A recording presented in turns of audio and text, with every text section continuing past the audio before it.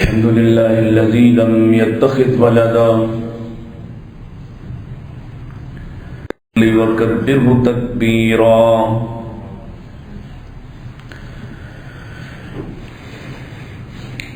الحمد لله الذي علم بالأنعام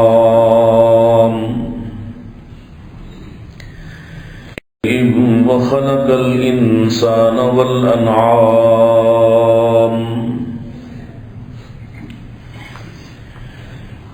والصلاة والسلام على أشرف الأنبياء وسيد الأنام، وعلى آله العظام وعلى أصحابه الكرام وعلى من اتبع الإسلام.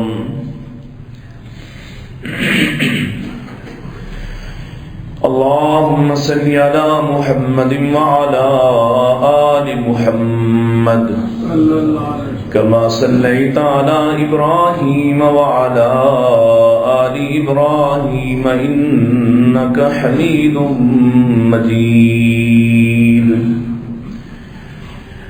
اللهم بارك على محمد وعلى آل محمد كما باركت على إبراهيم وعلى آل إبراهيم إنك حميد مجيد.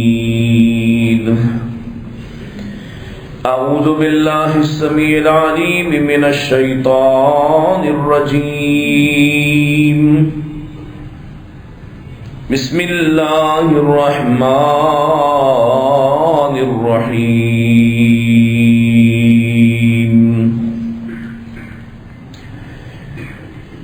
إن الذين قالوا ربنا الله ثم استقاموا تتنزل عليهم الملائكة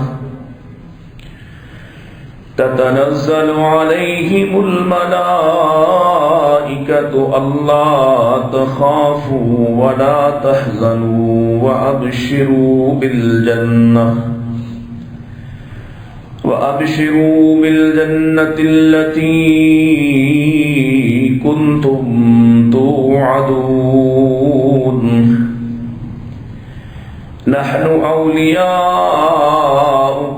في الحياة الدنيا وفي الآخرة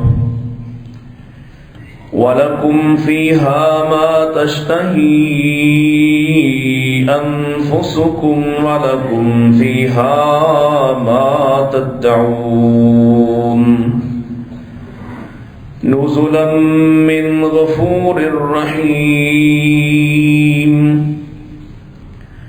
ومن أحسن قولا ممن دعا إلى الله وعمل صالحا وقال إنني من المسلمين. ولا تستوي الحسنة ولا السيئة ادفع بالتي هي أحسن فإذا الذي بينك وبينه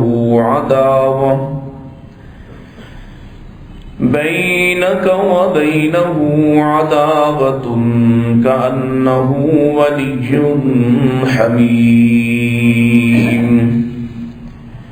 وما يلقاها إلا الذين صبروا وما يلقاها إلا ذو حظ عظيم.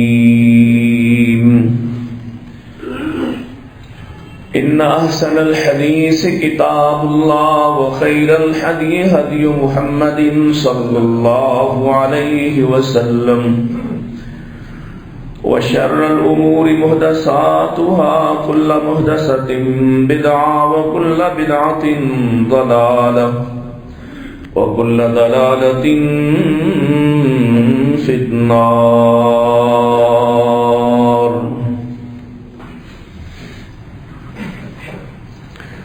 حمد و ثنا،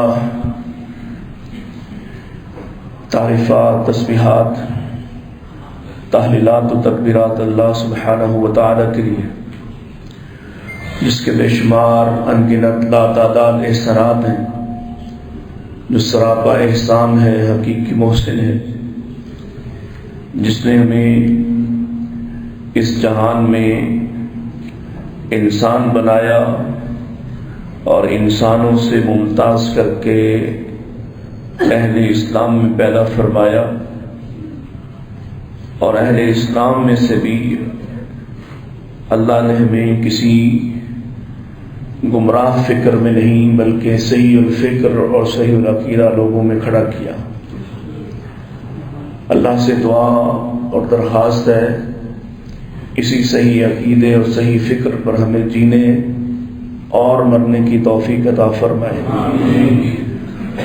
درود و سلام امام الانبیاء سید الاتقیاء جناب محمد مصطفیٰ صلی اللہ علیہ وسلم کے لیے. انسان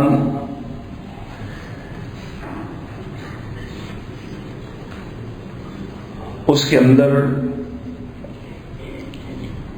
خیر کا داعیہ بھی ہے اور شر کا داعیہ بھی ہے، جس کی طرف اللہ تعالیٰ نے قرآن مجید میں ارشاد بھی فرمایا ہے کہ ان النفس لامارۃ بالسوء. اس کے نفس کے اندر ہی ہم نے ایک طاقت، ایک قوت ایسی رکھی ہے جو اس سے برائی کی طرف بلاتی ہے. اسی طرح اللہ تعالیٰ نے ہمارے ضمیر کے اندر، ہمارے دل کے اندر خیر کی رغبت بھی رکھی ہے. خاموش رہیے پلیز، آپ اگر کوئی کام ہے تو باہر چلے جائیں. الغرض انسان کو دونوں طرح سے امتحان کا سامنا ہوتا ہے. دونوں رغبتیں اس کے اندر موجود ہیں، شر کی بھی اور خیر کی بھی. عمومی طور پر انسان شر کی طرف جلدی راغب ہوتا ہے، شر کی دعوت کو جلدی قبول کرتا ہے، کیونکہ شر کو شہوات کے ساتھ ڈھانپا گیا ہے، لذات کے ساتھ ڈھانپا گیا ہے، اور خیر کچھ پابندیوں کے ساتھ حاصل ہوتی ہے. انسان ان پابندیوں کو قبول نہیں کرنا چاہتا اور اپنے نفس کو آزاد دیکھنا چاہتا ہے. وہ لوگ جو خیر کی دعوت کو قبول کرتے ہیں، دراصل وہ پہلے اللہ کی طرف سے لگائی جانے والی پابندیوں کو قبول کرتے ہیں. اور یہ بات یاد رہے، جیسے خیر کی طرف بڑھنے سے اور خیر کے کاموں کو کرنے سے،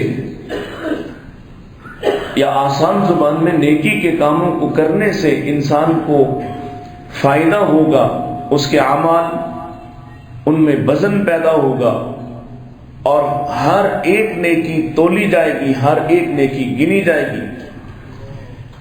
بالکل ایسے ہی شر کی نفرت، برائی کی نفرت، انکار کی نفرت، منکر کی نفرت بھی اللہ کے ہاں تولی جائے گی. جیسے توحید کی محبت یہ ایک نیکی ہے، اسی طرح شرک سے بیداری بھی ایک نیکی ہے. سنت سے محبت ایک نیکی ہے، اور بدعت سے اور بدعتی سے نفرت یہ بھی ایک نیکی ہے۔ یہ بڑا اہم تصور ہے اور اس کو سمجھنے کی ضرورت ہے، اس لیے کہ اسی میں انسان کے لیے خیر کے پہلو، آسانی کے پہلو، کامیابی کے پہلو چھپے ہوئے ہیں۔ اگر وہ خیر سے محبت کرتا ہے اور ساتھ ہی وہ گریزاں ہے کہ وہ شر سے نفرت کا اظہار نہیں کرتا، شر سے بیداری کا اظہار نہیں کرتا، شر سے دوری کا اظہار نہیں کرتا، اس سے لا تعلقی اختیار نہیں کرتا، تو جلد یا بدیر شر اس کی طرف غالب آ جاتا ہے۔ اگر اس کی دیکھیے، یہ بالکل ایسے ہی ہے جیسے آپ کسی انسان سے محبت کرتے ہیں تو آپ اس کی خامیاں بھی برداشت کرتے ہیں، آپ اس کی کمزوریوں سے بھی صرف نظر کرتے ہیں، اور کسی شخص سے آپ نفرت کرتے ہو تو آپ اس کی خوبیوں کو بھی نہیں دیکھتے ہیں، اس لیے کہ نفرت بذات خود آپ کے اندر ایک داعیہ ہے جو آپ کو یا کسی کے قریب کر دیتی ہے یا دور کر دیتی ہے۔ اس لیے میں ابتدا میں عرض کر رہا ہوں، نیکی کی محبت یہ لازم ہے، یہ حصہ ہے ایمان کا، ساتھ ہی ساتھ شر سے نفرت بھی ایمان کا حصہ ہے۔ آپ کیا پڑھتے ہیں، کیا کہتے ہیں؟ لا الہ، پہلے آپ نفرت کا اظہار کرتے ہیں، آپ شر سے بیداری کا اظہار کرتے ہیں، ما سوی اللہ سے بیداری کا اعلان کرتے ہیں، غیر اللہ سے لا تعلقی کا اعلان کرتے ہیں، پھر کہتے ہیں الا اللہ، میری ساری محبت اللہ کے لیے ہے، میری ہر طرح کی عبادت اللہ کے لیے ہے۔ قل ان صلاتی و نسکی و محیای و مماتی للہ رب العالمین، پھر اس کا فائدہ ہوتا ہے۔ اور اگر آپ کہیں کہ میں اس ایاکا کے کیوں پڑھتے ہیں، ایاکا نعبد، تیرے سوا کسی اور کی نہیں، تیرے ساتھ کسی اور کی نہیں، تیرے ساتھ کسی اور کی نہیں، ایاک، صرف تیرے، لا تعلقی کا اعلان بہت ضروری ہے۔ اور جب تک آپ خطاؤں سے، ذنوب سے، گناہوں سے لا تعلقی کا رویہ اختیار نہیں کرتے، تب تک آپ کے اندر نیکی کی رغبت پیدا نہیں ہوتی۔ نیکی ہوتی ہے تھوڑی دیر کے لیے، تھوڑی مدت کے لیے، کچھ وقتی طور پر آپ اس کی طرف راغب ہوتے ہیں، لیکن شر کی محبت کہیں نہ کہیں اندر چھپی بیٹھی ہوتی ہے، اور اس کی لذات اور اس کی شہوات اور شیطانی داعیات اس قدر زیادہ ہوتی ہیں کہ انسان بالآخر شر کے حوالے ہو جاتا ہے اور خیر کے کاموں سے دور ہٹ جاتا ہے۔ یہ بنیاد ہے۔ کیوں؟ ہر آدمی نفع کے پیچھے ہے، ہر آدمی منفعت کا سودا کرتا ہے، ہر آدمی پروفیٹیبل کام کرنا چاہتا ہے۔ اصل پروفٹ کیا ہے؟ اصل نفع کیا ہے؟ اصل منفعت کیا ہے؟ اصل فائدہ کیا ہے؟ اللہ اکبر۔ اور وہ کیسے حاصل ہوگا؟ اللہ اکبر۔ قرآن مجید نے اس تصور کو واضح کر دیا، والباقیات الصالحات، باقی بچنے والی شر بھی ہے جو آپ کے ساتھ جائے گا، ہمارے ساتھ جائے گا، جو ہمارے ساتھ ٹریول کرے گا، قبر میں جائے گا، حشر میں جائے گا، لیکن وہ خیر نہیں ہو سکتی۔ وہ شر آپ اپنے ساتھ لے جا رہے ہیں، یہ منفعت نہیں ہے۔ آسان کیا ہے؟ اچھا کیا ہے؟ خیر کیا ہے؟ احسن کیا ہے؟ والباقیات الصالحات خیر عند ربک، تمہارے رب کے ہاں جو تم ساتھ لے جانے والے ہو، یہاں خیر تمہارے ہمارے نزدیک، سب کے نزدیک مال بھی خیر ہے، اولاد بھی خیر ہے، عزت و جاہ بھی خیر ہے، لیکن یہ سب ساتھ جائے گا۔ ساتھ کیا جانا ہے؟ وہ خیر و شر جو تم نے انجام دیا، اور اگر وہ خیر ہو جو تم ساتھ لے کے جاؤ، اور وہ خیر یعنی نیکی ہو، نیکی کے لیے اللہ نے خیر کا لفظ بھی استعمال کیا، خیرات اس کی جمع ہے۔ نیکی کے لیے اللہ نے حسنہ کا لفظ بھی استعمال کیا، حسنات اس کی جمع ہے، اور نیکیوں کے اپنے فائدے ہیں۔ نیکی کتنا فائدہ دیتی ہے؟ ابھی نیکی کا ارادہ کر لو، صرف سوچا جائے کہ میں کسی وقت میں یہ کام کروں گا، اللہ کے نبی صلی اللہ علیہ وسلم نے خوشخبری سنا دی، نیکی اتنی مفید ہے، اتنی منفعت بخش ہے، اتنی منافع والی ہے کہ ابھی تم نے تصور کیا، صرف سوچا ہے اور دل سے سوچا ہے کہ میں یہ کروں گا، مجھے توفیق ملی تو میں کر گزروں گا، اللہ نے تمہارے نامہ اعمال میں اس نیکی کو لکھ دیا ہے۔ ایک نیکی کی صورت تمہارا ارادہ، دل سے ارادہ تھا، نہیں کر سکے، حالات کا تقاضا تھا، تمہیں میسر نہیں آیا وقت، تمہیں میسر نہیں آیا سرمایہ، لیکن تم نے ارادہ کیا تھا نیکی کرنے کا، اللہ نے اس ارادے کو بھی لکھا ہے۔ نیکی کی صورت اب تم اس پر عمل کرنے والے ہو گئے تو کیا فرمایا؟ من جاء بالحسنۃ فلہ عشر امثالھا، ابھی اس پر عمل شروع ہوا، پریکٹیکل ہونا شروع ہوا، تو نیکی کم سے کم کتنی امثال، کتنی 10 گنا سے شروع ہوتی ہے، اور نبی کریم علیہ السلام کی حدیث آ گئی الی 700 ضعف، 700 گنا تک اعمال کو بڑھا لیا جاتا ہے۔ اور بعض اعمال ایسے ہوتے ہیں کہ اللہ کے فرشتے ان کا حساب لکھنے سے عاجز ہوتے ہیں، اللہ نے ان کو حکم دے رکھا ہے یہ عمل کرے تو صرف لکھ دینا کہ یہ عمل کر رہا ہے، یہ عمل میرے لیے ہے اور اس کا بدلہ بھی میں ہی دوں گا، ان میں سے ایک روزہ بھی ہے۔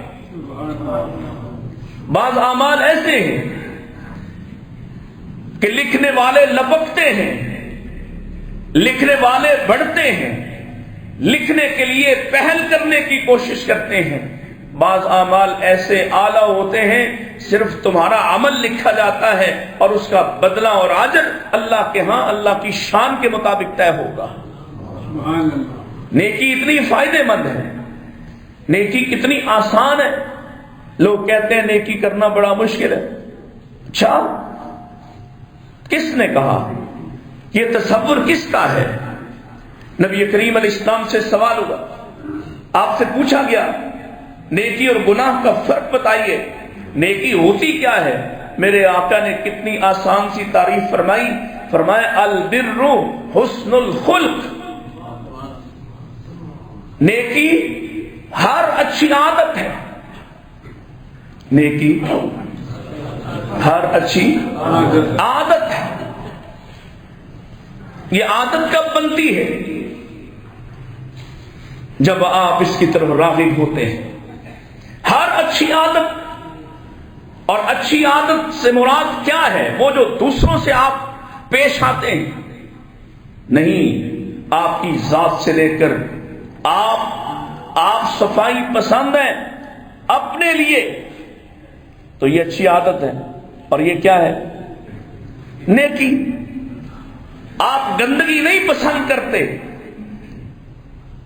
جب آپ پسند نہیں کرتے تو آپ راستے میں بھی گند ڈالتے، آپ سڑک پہ تھوکتے، آپ راہ چلتے ہوئے غلیظ چیزیں پھینکتے۔ عادت مزاج کا حصہ ہے۔ اچھی عادت مسکرا کے ملتے ہیں، ہنس کے ملتے ہیں، اچھی عادت ہے۔ آپ کو پتہ بھی نہیں کہ آپ سے کتنی نیکیاں ہو رہی ہوتی ہیں۔ عادت کا فائدہ یہ ہے، وگرنہ تو آپ کو سوچنا پڑے میں نیکی کروں کیا کروں، مال دینا ہے ایک بڑا کام ہے، اس کے لیے ارادہ کرنا پڑتا ہے، اس کے لیے سوچنا پڑتا ہے، آپ کو کسی کے کام آنا ہے سوچنا پڑتا ہے۔ لیکن اللہ کے رسول کیا فرماتے؟ البر حسن الخلق، نیکی اچھی عادت ہے۔ عادت بن جائے، جب کوئی عمل عادت بن جاتا ہے پھر وہ خود بخود صدور ہوتا ہے، تمہیں اس پر سوچنا بھی پڑتا۔ عادت بن جاتی، گھر سے چلا السلام علیکم السلام علیکم السلام علیکم، گھر سے چلا اللہ اکبر سبحان اللہ والحمدللہ، عادت بن گئی۔ کھانا کھا رہا ہے تو الحمدللہ الحمدللہ، اسے یاد کروانا پڑتا البر حسن الخلق، ہر اچھی عادت نیکی ہے، اور نیکی کرنے والا محسن ہے، محسن اور احسان کرنے والا ہے، اور یہ اتنا بڑا عمل ہے اللہ اپنی محبت کا اعلان کرتے ہیں، واللہ یحب المحسنین، اللہ محبت کرتا ہے احسان کرنے والوں سے۔ یہاں احسان کرنے والے وہ صرف وہ لوگ نہیں ہیں جو کسی دوسرے پر کوئی احسان کرتے ہیں، بلکہ اس سے مراد عمومی طور پر ہر وہ شخص جو نیکی پسند کرتا ہے اور نیکی کرنا اچھا لگتا ہے، اسے یہ احسان کرنے والا آدمی ہے، اللہ اس سے محبت کرتا ہے، یہ نیکیوں سے محبت کرتا ہے، اللہ اس سے محبت کرتا ہے۔ اور اللہ کے ہاں، اللہ ہی کیا انسانوں کے ہاں بھی نیکی کا بدلہ کیا ہے؟ اخلاقی پریشر ہوتا ہے، حل جزاء الاحسان الا الاحسان، جب تم نیکیاں کرتے ہو تم سے شر ہوتا ہی نہیں، تو پھر واپس شر کرنے کے لیے لوگ سوچ میں پڑ جاتے ہیں اس آدمی کے ساتھ برا کیسے کریں کہ یہ تو ہمہ وقت اچھا کرتا ہے، ان کے لیے مشکل پیش آتی ہے۔ اور اگر وہ تم سے شر کر بھی لیں، اللہ کی قسم اللہ تمہارا روب ایسا قائم کرتا ہے وہ شرمندہ شرمندہ پھرتے ہیں۔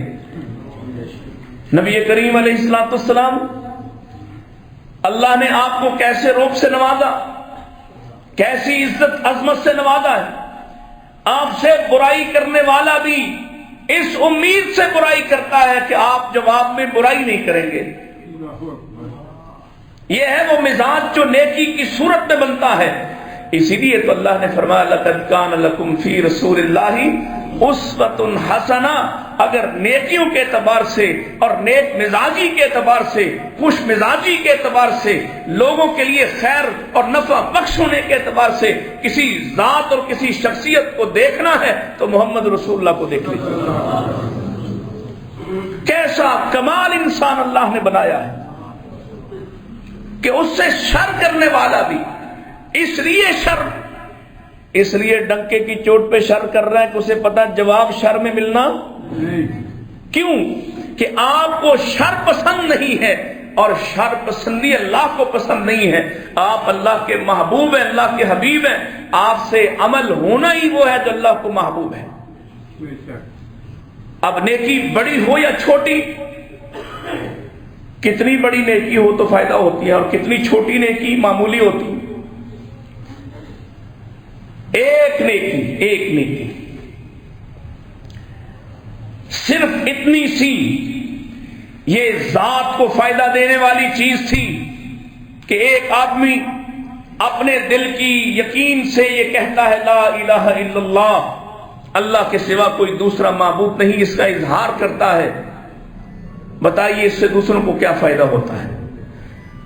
یہ سب سے اس اعتبار سے کہ اس کو ذاتی طور پر منفعت اور نفع حاصل ہوتا ہے، اس ایک نیکی کو بھی اگر آخرت میں یہ نکل آئی، اس حدیث کو یاد کیجئے جس میں فرمایا کہ اس کے 99 دفتر گناہوں کے کھولے جائیں گے، اور ہر دفتر طویل و عریض لا محدود حد تک پھیلا ہوا، اور اس کے نامہ اعمال میں کوئی نیکی نہیں ہے ماں سوائے اس ایک نیکی کے، یعنی اس کے پاس صرف اور صرف توحید کا ایک جملہ ہوگا، اور اس ایک جملے کی ایک چٹ کو لایا جائے گا، اور خود یہ آدمی سوچے گا کہ اس ایک نیکی سے میرا کیا بنے گا، لیکن اللہ جب اس کے نامہ اعمال کے دائیں ترازو میں اس کو رکھیں گے اور بائیں ترازو میں ان 99 دفتروں کو رکھا جائے گا، یہ ایک نیکی وزنی نکل آئے گی۔ یہ فائدہ ہے نیکی کا۔ اور نبی کریم صلی اللہ علیہ وسلم نے ہماری جو تربیت فرمائی ہے کہ آپ نیکی کو معمولی نہ سمجھنا۔ کتنی معمولی نیکی؟ فَمَن يَعْمَلْ مِثْقَالَ ذَرَّةٍ خَيْرًا يَرَهُ، ایک نیکی ذرہ کے برابر بھی ہوئی تو اللہ اسے بھولنے والا، اللہ اس سے لا تعلق رہنے والا، اللہ اس کا بدلہ نہ دے، یہ ہو سکتا ہے؟ ایک نیکی ذرہ کے برابر، کسی کو نہیں پتا۔ ذرہ وہی ہے نا جو تمہیں دکھائی، آپ اپنی آنکھ سے نہیں دیکھ سکتے اس کو، ذرے کو آپ اپنی آنکھ سے نہیں دیکھ سکتے، آپ کو اس کو دیکھنے کے لیے بھی مخصوص قسم کی خوردبینیں چاہیے۔ وہ آخری ذرہ جس سے مزید تقسیم نہیں ہو سکتی، اتنا ذرہ بھی آپ نے نیکی کی ہو تو اللہ کے ہاں سے وہ چھپنے والی، اللہ آپ کو اس کا بدلہ چکائے گا، اس کا ریوارڈ ملے گا۔ اور پھر نیکی کا کیا فائدہ ہے؟ قرآن مجید ہماری رہنمائی کرتا ہے، فرمایا للذین احسنوا الحسنى وزیادہ۔ یہ جو نیکیاں کرنے والے ہیں نا، یہ کیسے نفع بخش ہیں، کیسے فائدے میں رہیں گے؟ اس دن ان کی نیکیوں کو بڑھا دیا جائے گا، وَلَا يَرْهَقُ وُجُوهَكُمْ قَتَرٌ وَلَا ذِلَّةٌ، نہ ان کے چہرے سیاہ ہوں گے، نہ یہ ذلیل و خوار ہوں گے۔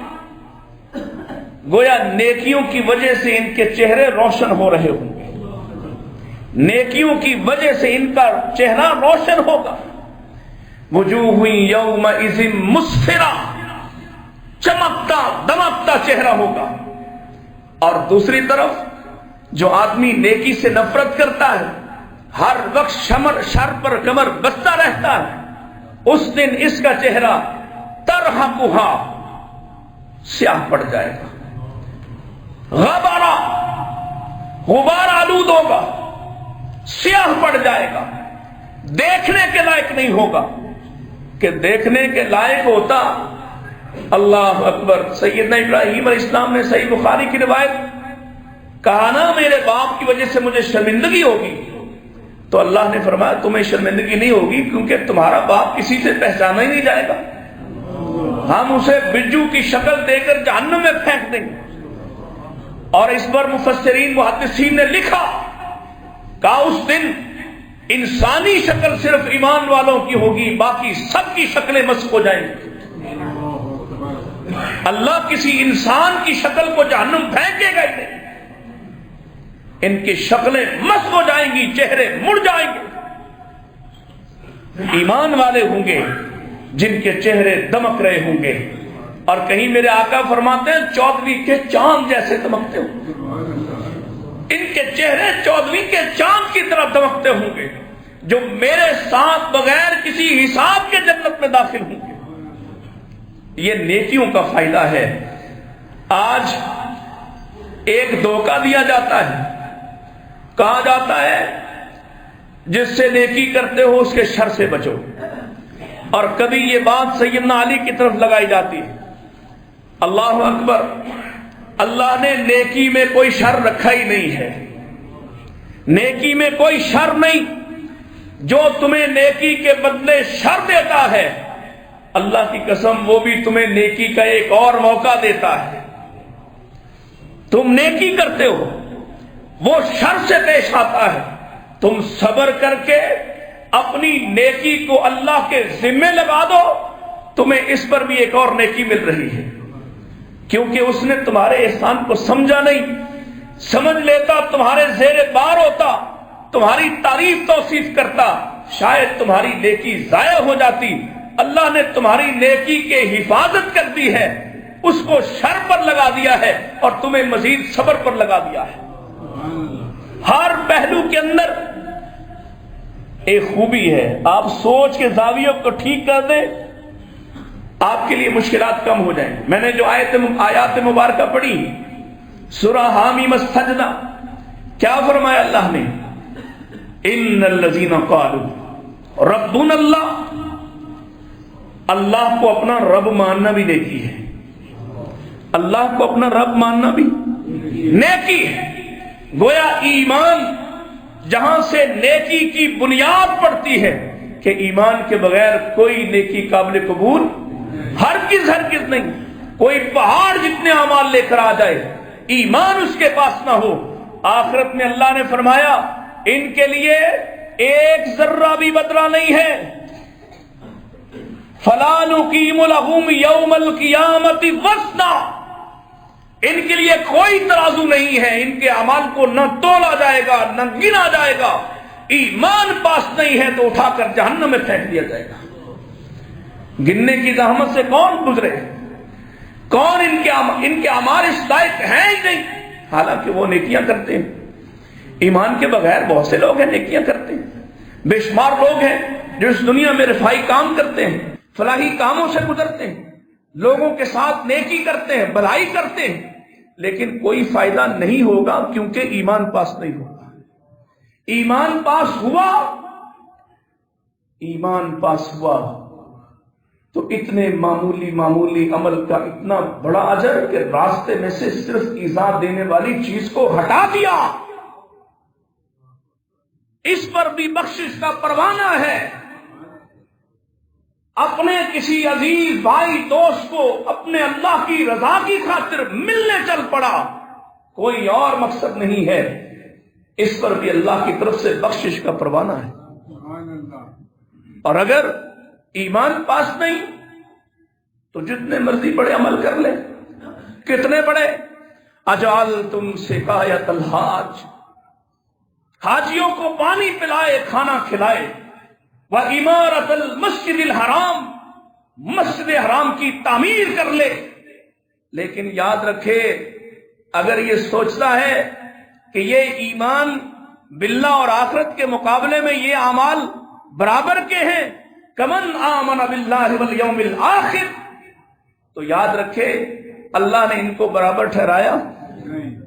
ایمان بلند ہے، بیت اللہ کی تعمیر کرنا چھوٹا عمل ہے، حاجیوں کو پلانا کھلانا چھوٹا عمل ہے، اور وہ عمل بھی چھوٹا تب قابل قبول ہے اگر اس کے پاس ایمان ہوا تو.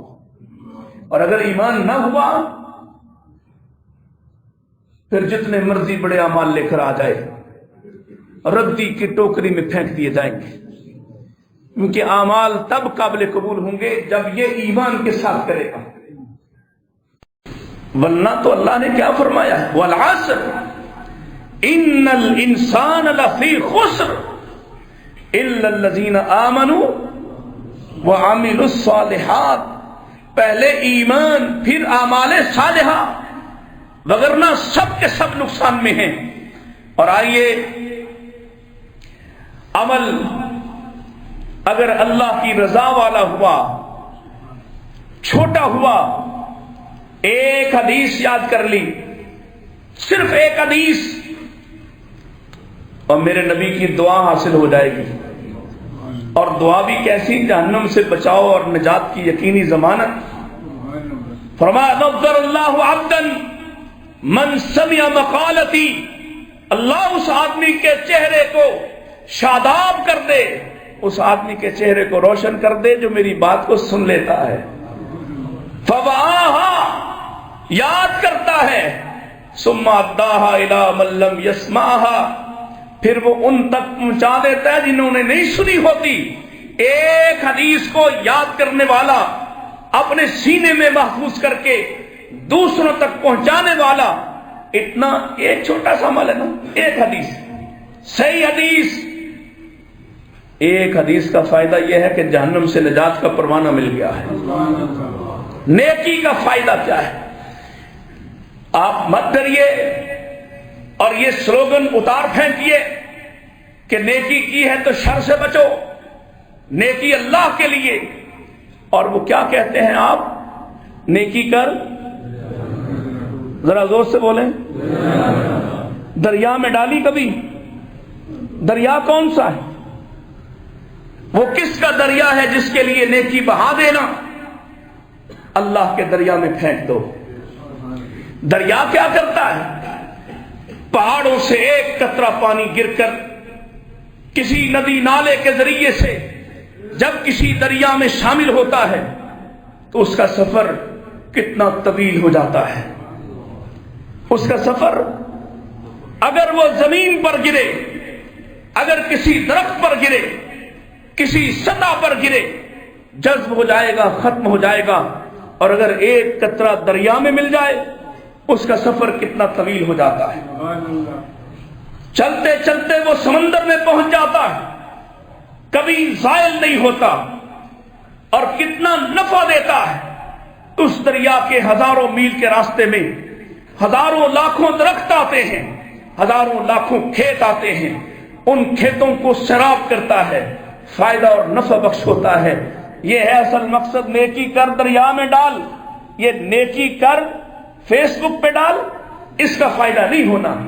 نیکی کر دریا میں، یعنی اللہ کے دریا میں ڈال دے، اللہ تیری نیکی کو گم نہیں ہونے دے گا، ضائع نہیں ہونے دے گا، اور تجھے آخرکار سمندر جیسا اجر عطا کر دے گا۔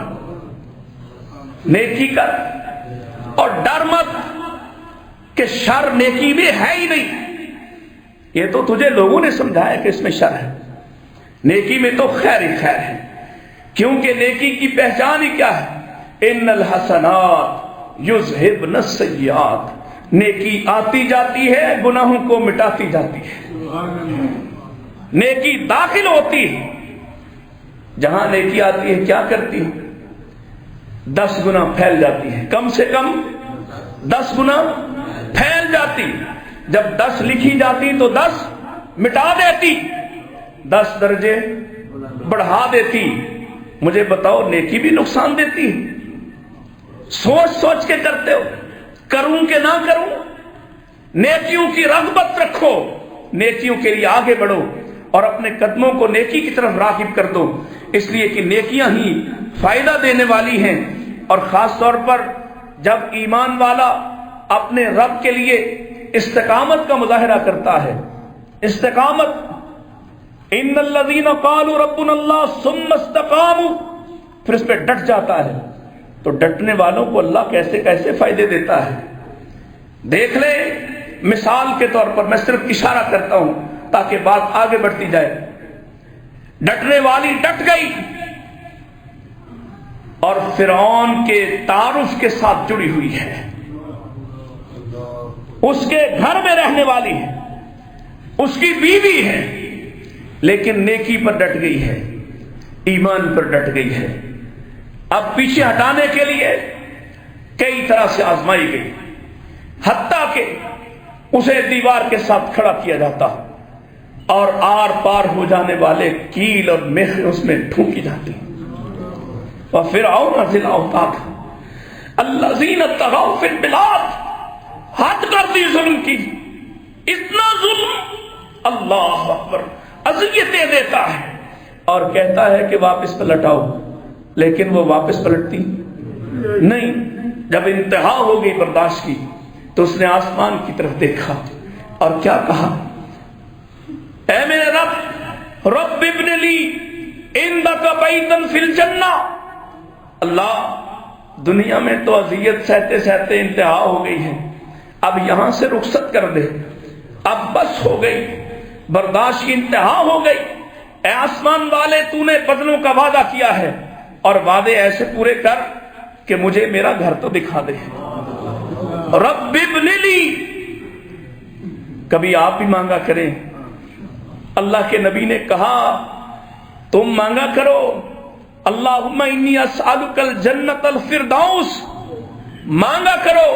جب تم 3 مرتبہ مانگتے ہو تو خود جنت تمہاری سفارش کرتی ہے، اللہ مجھے طلب کر رہا ہے، اس کو عطا کر دے۔ اس نے مانگا ہے اللہ جنت والا گھر عطا کر دے، زمین پر رہنا تو مشکل ہوا ہے۔ آج اسے دنیا سے گئے ہزاروں سال بیت گئے، لیکن کوئی اس کا نام بھی فراموش کر سکا؟ نیکی کا فائدہ کیا ہے؟ نیکیاں فائدہ کتنا دیتی ہیں؟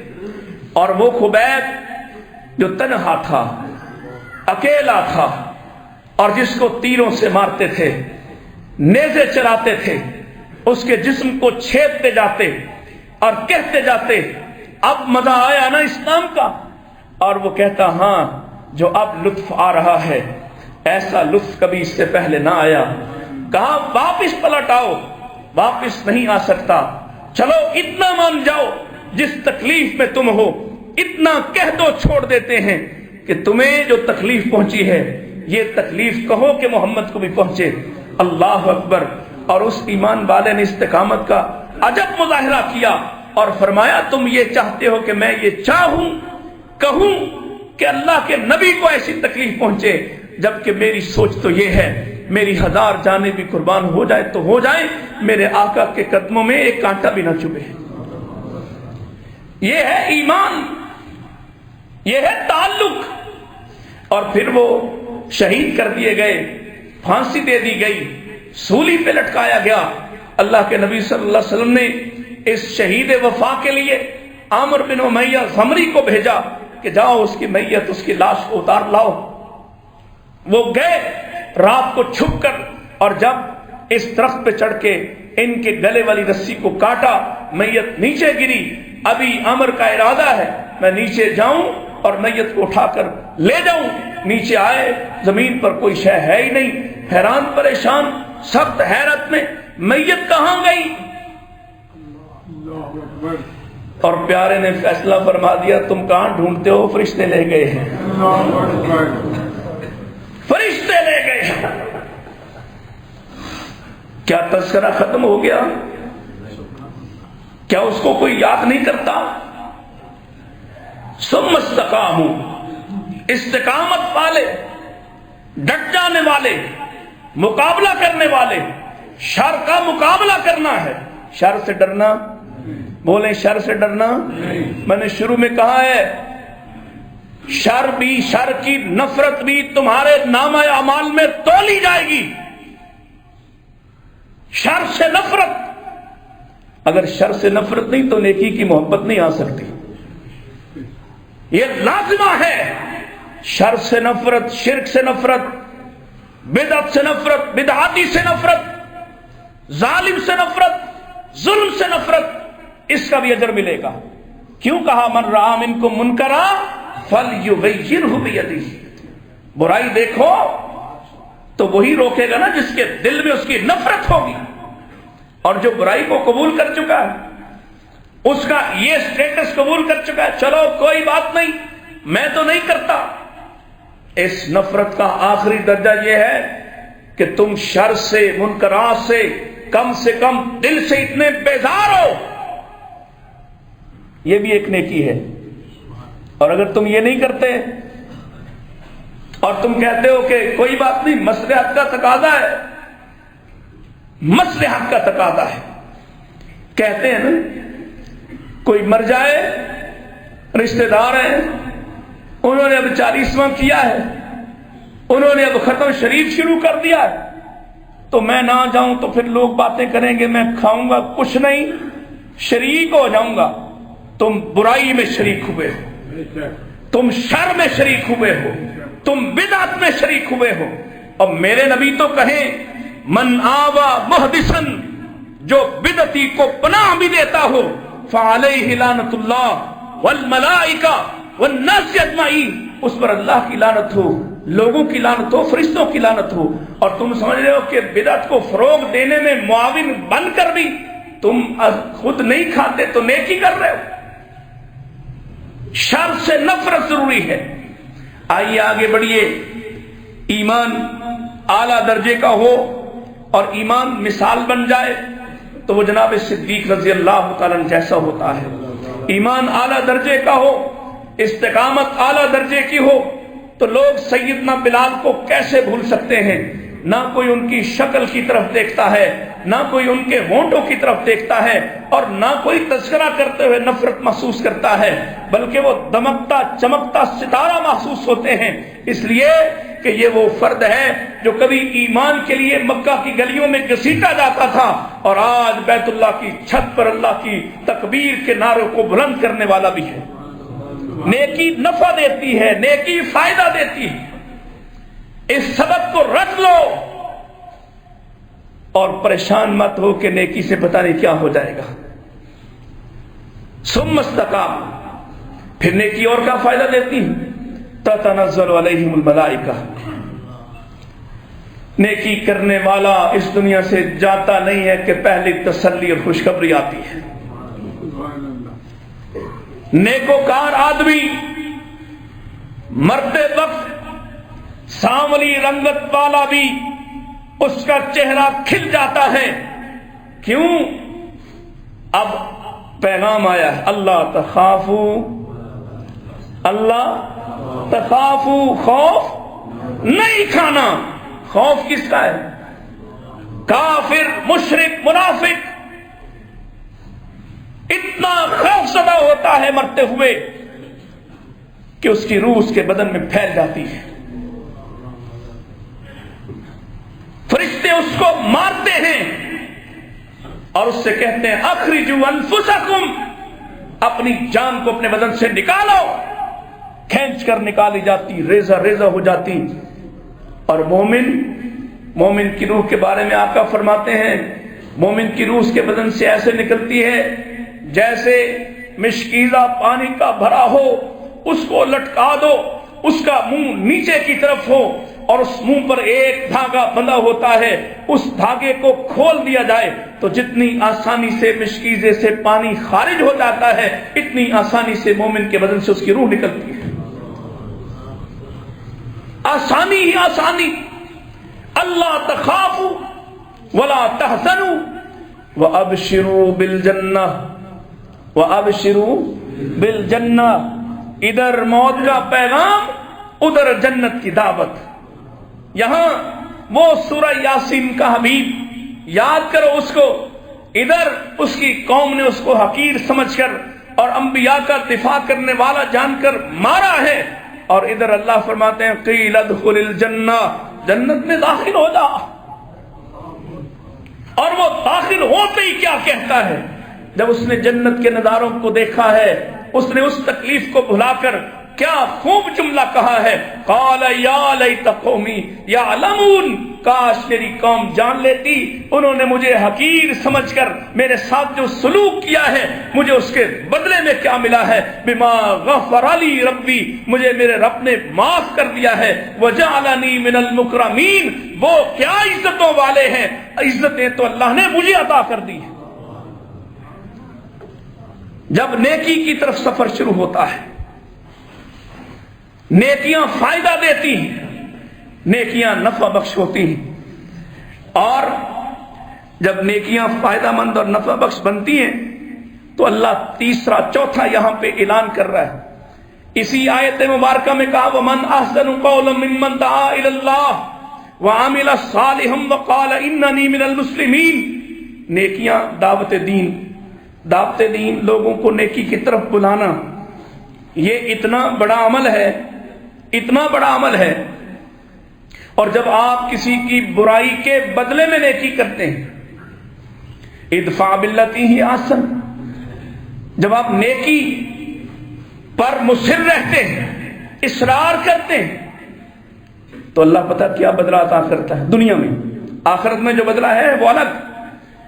دعوت کے میدان میں سختیوں کو، تکلیفوں کو، اذیتوں کو برداشت کرنے والے سن لیں، اللہ ان کو فائدے کیا دیتا ہے، اللہ ان کے دشمنوں کو بھی ان کا دوست بنا دیتا ہے، کأنہ ولی حمیم، اللہ ان کے دشمنوں کو ان کا دوست بنا دیتا ہے۔ کون تھے عمر؟ دشمن، تلوار ہاتھ میں لیے قتل کرنے کے ارادے سے نکلے، اور بہن نے دعوت دی تو دعوت کے فائدے سے اللہ نے دشمن کو ایسا ہمدرد، جاں گسار، غم گسار بنایا ہے کہ اب میرے نبی کو ذرا سی تکلیف ہو تو سب سے زیادہ تڑپنے والوں میں عمر بھی کھڑا ہوتا ہے۔ کون ہے خالد بن ولید؟ دشمن،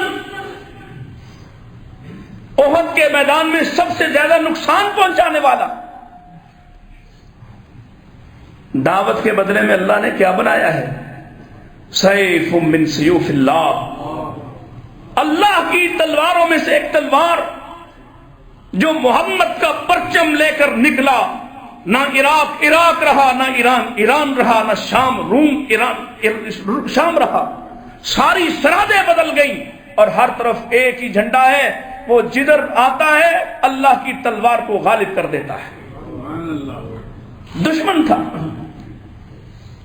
سمامہ بن اسال کون ہے؟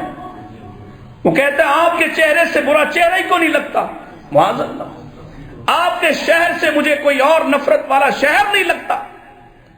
دعوت کا اثر ہے، دعوت کا اثر ہے۔ چھوڑ دیا تو خود ہی واپس پلٹ آیا، ایمان قبول کیا۔ آقا نے پوچھا آپ بتاؤ میرے بارے میں کیا خیال ہے؟ کہتا ہے آپ جیسا چہرہ اس کائنات میں کوئی اور محبوب، مدینہ جیسا شہر کوئی محبوب ہی نہیں۔ لوگ 100% بدل جاتے ہیں، کیوں؟ یہ اس دعوت کی نیکی کا اثر ہے۔ تو جس کا یہاں اثر اتنا بڑا ہے اس کا اللہ کے ہاں کتنا اجر ہوگا کہ یہاں دشمنوں کے دل اللہ دوستوں میں بدل دے۔ پھر نیکیاں، بات لمبی ہو رہی ہے اور اس کو چلاتے ہیں، آگے بڑھاتے ہیں اس موضوع کو۔ نیکیاں نسلوں کو فائدہ دیتی، نیکیوں کا فائدہ صرف آپ تک محدود رہتا؟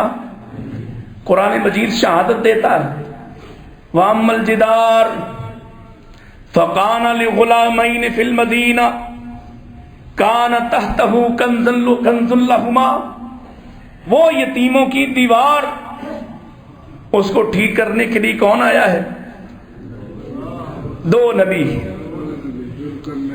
چلایا ہے، سفر کروایا ہے، بھوکے پیاسے ہیں، بستی والوں میں سے کوئی پانی پلانے کو تیار نہیں، لیکن اللہ نے پہنچایا کس لیے؟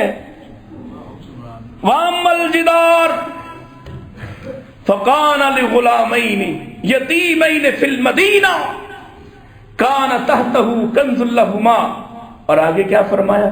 فَأَرَادَ رَبُّكَ، رب نے ارادہ کیا ہے، ارادہ رب کرتا ہے، چلاتا زمین والوں کو ہے، أَن يَسْتَخْرِجَ كَنْزَهُمَا، کہ وہ جب بڑے ہوں تو اپنا خزانہ نکال لیں۔ کیوں بھائی اتنا اہتمام؟ کیوں ہے اہتمام؟ کس لیے ہے؟ اب یہ ہے وہ وجہ جو وجہ بیان فرمائی، فرمایا وَكَانَ أَبُوهُمَا، ہائے ہائے، دو نبی بھوکے پیاسے محنت کر رہے ہیں، بھوکے پیاسے مزدوری کر رہے ہیں، سبب کیا ہے؟ کان ابوہما صالحا، باپ جو فوت ہو چکا ان یتیموں کا وہ نیک آدمی تھا، اس نیک آدمی کی وجہ سے اس کے یتیم بچوں کے مال کے تحفظ کے لیے اللہ نے دو نبیوں کو وہاں پہنچا دیا ہے۔ نیکی نسلوں کو فائدہ دیتی، نیکیاں صرف آپ تک نہیں رہتی، ان کے اثرات صرف آپ تک محدود نہیں۔ وہ مبارک مالی، آپ نے سنا ہوا ہے واقعہ، مجھ سے ہی سنا ہوگا کئی دفعہ، جس کو اس کا مالک کہتا ہے کہ میٹھے میٹھے انار توڑ کر لاؤ، اور وہ نہیں لا سکتا، اس کے تجربے سے نہیں گزرا، اتنا امانت دار ہے، کبھی خیانت کی نہیں، مالک ڈانٹ رہا ہے 2 مرتبہ 3 مرتبہ اتار کر لائے ہو، تمہیں میٹھوں کا پتہ ہی نہیں۔ وہ کہتا ہے اس لیے پتہ نہیں تم نے میری ذمہ داری نہیں لگائی، جب تم نے مجھے کھانے کی اجازت نہیں دی، باغ بھرا ہو پھل سے، میں خود کھا کیسے سکتا تھا؟ اس ایک نیکی اور یہ امانت کا یہ رویہ، اس کا اللہ نے فائدہ کیا دیا ہے؟ جب باپ امانت دار ہے، اللہ نے اس کے بیٹے عبداللہ بن مبارک کو میرے نبی کی حدیث کی امانت عطا کر دی ہے۔ نیکیاں نسلوں کو فائدہ دیتی ہیں۔ سالم بن عبداللہ، نیکیاں انسان کو طاقتور بناتی ہیں، نیکی انسان کو انسانوں کے سامنے کھڑا ہونے کی طاقت دیتی، شر والا کبھی نہیں کھڑا ہو سکتا، یاد رکھیے گا، وہ تب تک بہادر ہے جب تک آپ کھڑے نہیں ہوتے، شر ہمیشہ بزدل ہوتا ہے، اور نیکی طاقت پر ہے، نیکی غالب آتی ہے، خیر غالب آتی، خیر فتح یاب ہوتی۔ سالم بن عبداللہ بن عمر بن خطاب، یہ حضرت عمر کا پوتا ہے، اور بڑا معروف واقعہ ہے نیکیاں کیسے انسان کو جرأت مند بناتی۔ پرانی سی قمیص ہے، محدث سے دوراں ہے، حدیث کا استاد ہے، لیکن غربت کا زمانہ ہے، اپنے جوتے کو بغل میں دابا ہوا اور بیت اللہ کا طواف کر رہے، اور سامنے سے ہٹو بچوں کے ساتھ سرکاری پروٹوکول کے ساتھ خلیفہ ہشام آ جاتا ہے۔ ہشام نے پوچھا یہ کون ہے؟ اتنا وجیح چہرہ ہے، اس کا خستہ سا لباس، کون ہے؟ کہا یہ عبداللہ کا بیٹا عمر کا پوتا ہے.